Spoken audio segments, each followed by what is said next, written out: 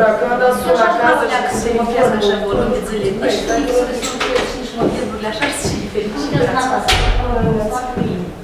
Angela, nu stă toți cât trebuie să vă motiv, dacă chestii ca mai eu mi-am spus, se văd nu o să n-apineze, eu am acolo de mobil, fix de minut. Dar mai e bine să se primim. Bună neața!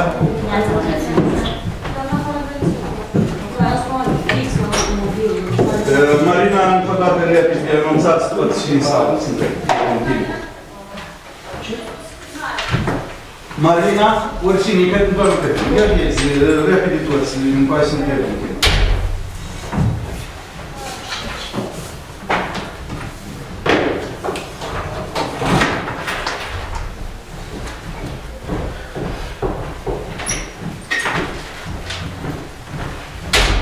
Și mai vedeți, Marina, ea pasă undeva și mai este un întrerupător care îl împileze. Mulțumim aici. Da, mulțumesc.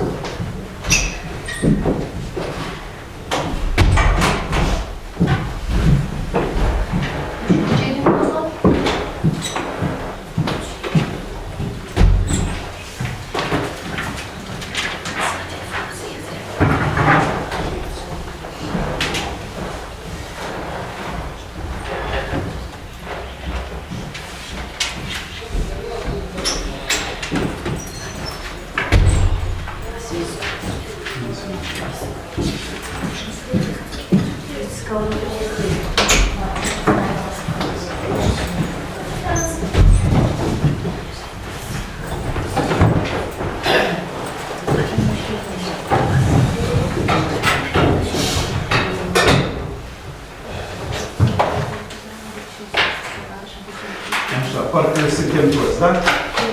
Bună dimineața! Care nu m-am salutat. Vă rog, întâi și întâi, liniște. Totuși, trebuie să ne stărăm cât la maxim soluții în timpul rațional și cât mai succint, care și aveți să vă expuneți. Numai asta nu trebuie să o facem primare, deoarece avem și alte activități care fiecare avem și alte lucrări de executat. În primul rând, sunt să vă informez că de azi înainte volanta să fie înregistrată video și audio, ca să nu mai îmbre alții cu alte surse. Dacă n-are ce ocupa, nu e problemă. Noi, dacă asta trebuiască, cu timpul, da, nu e niciun secret, eu sunt aceeași persoană care vreau că chiar ședințele Consiliului să meargă online.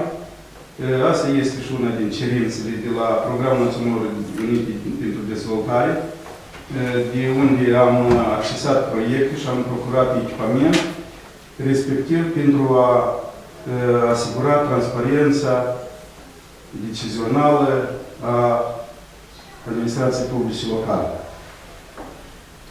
Cred că dacă așa câteodată se întâmplă, cred că așa și trebuie. Eu, de multe ori, m-am convins că în natură, dacă ceva se întâmplă, cred că asta este așa. Că e spre bine, că e spre rău, să vede, dar eu cred că de multe ori ele se îmbină cu succes în viață. În afară de asta, deci am avut inspecția muncii, iarăși, la solicitarea unor persoane și iarăși problema vieții. La noi nu se duce evidența programului de lucru a lucrătorilor. Doamna Ecaterina, faceți dispoziții privind evidența orilor lucrate a tuturor lucrătorilor care primesc salarii din primărie și toți trebuie să semneze registru. Care respectă, care nu respectă, asta pe urmă, asta vorbim aparte. Dar de făcut, de dat la toți sub semnătură. Și trecem la subiectul cel mai important. După cum vedeți, afară deja pornește să făguiască. E clar că iarna ne-a așteptat încă mult ca să ne pregătim și ca întotdeauna pe locuri ne-am rămas nepregătiți. Am rugăminte la toți care de rețetă cu unitățile subordonate primăriei să depună maxim efort pentru ermetizarea încăperilor. Mă refer, vedeți unde nu se închid uși, ori unde nu ferețe, de asigurat păstrarea termică a încăperii. Eu v-am mai spus și la volantele precedente și acum repet că situația financiară în țară e destul de, n-ar zice că gravă, dar e mai că catastrofă. Deci, dacă vreți să avem salarii, apoi fiți mai grijurii cu tot ce ne aparține și cu tot ce gestionăm. Nu pot fi indiferent că unii conducători de instituții subordonate primăriei, în loc să asigure personalul, adică respectiv cu cerințe, pentru a respecta programul de lucru, pentru a păzi bunurile statului, a satului, încă intră în cărdășii cu unii lucrători subalterni care ne provoacă diferite probleme. Cum ar fi? Adică să nu asigurăm paza pe timp de noapte, să nu ne-și îndeplinească funcțiile și până la urmă iesă și în apărarea lor. În loc să prezinte, să facă rapoartele de servicii, respectiv la persoanele care nu își fac serios cerințele funcții. Eu am să vorbesc despre asta puțin mai jos, dar eu vă spun că mai departe nu pot tolera chestiile astea. Și dacă până acum au mai fost o leacă de crezare că a fost ocupată lumea cu recoltare, cu alte lucrări agricole, acum, dar nu acum, dar de mult, trebuie fiecare să ne facem cât mai serios funcții. Eu vreau să veniți la lucruri să zâmbim, dar nici de cum nu vreau să îmblați bocind cu diferite probleme care sunt de nivelul copilăriei. Eu pe chiar mânier.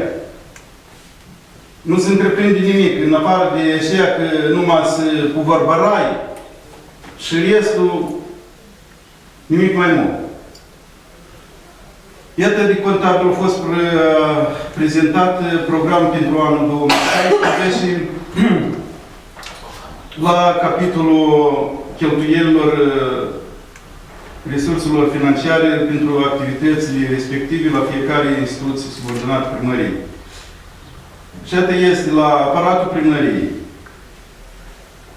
Servicii de stat cu destinație generală. Eu de ce vă dau citire?